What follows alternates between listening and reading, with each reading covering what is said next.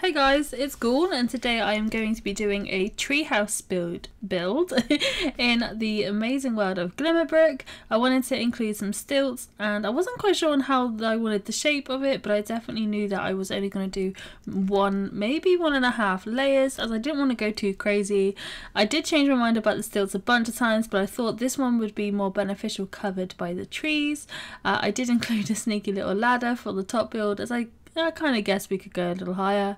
I wanted to include some basic stairs, almost similar to the colour of the silts, so they didn't really stand out. Here I added the top layer and, you know, a little safety fence, safety first as always, and I really wanted to do just like a very basic speed build.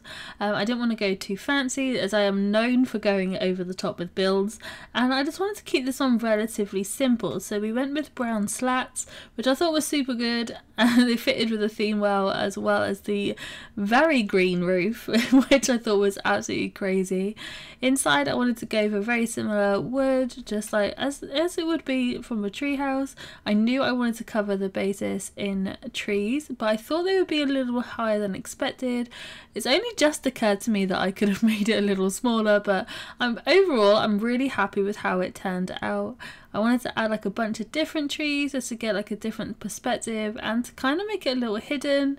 And I always build at night time. I have no idea why, but I thought this time we needed some light, so I clicked on the afternoon section.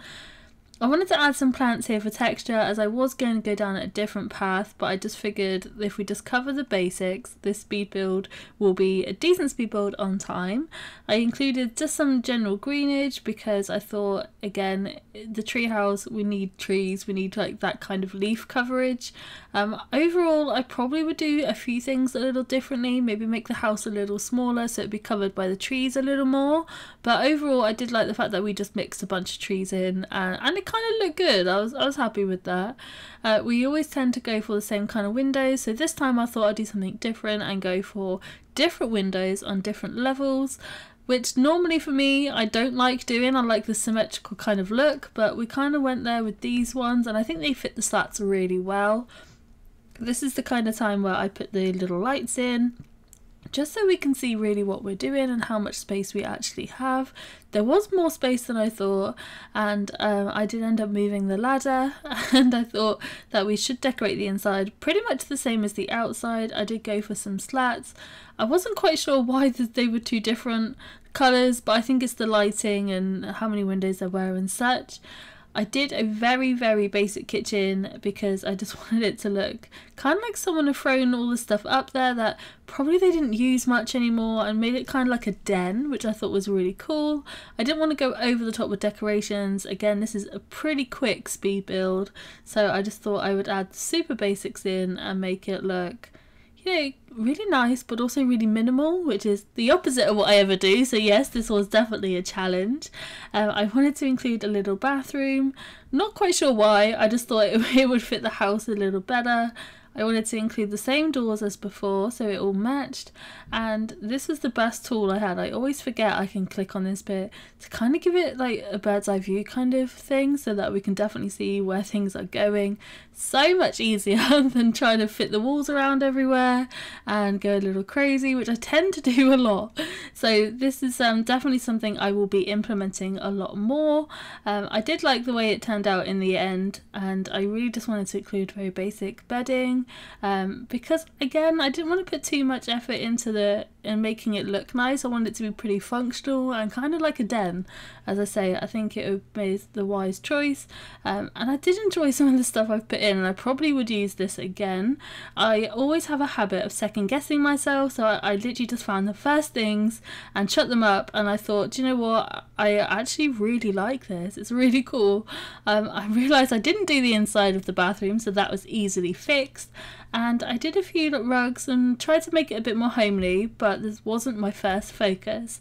My first focus was just getting it built and getting things up there, so that definitely was the challenge.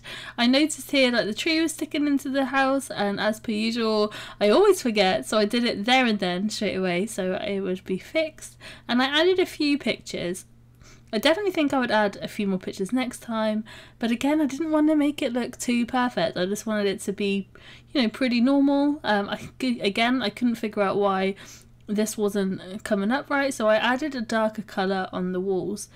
With these love seats, I wanted to go with, again, something like you would have in your garden, or just something like that, because I figured, you know, you wouldn't want your really expensive furniture in your treehouse, but you know, that might just be me. I wanted to include like the simple things like a bookcase, something that you could do like with, you know, like that while you were there, so like board games. And yes, I was totally gutted I couldn't fit a microscope up there.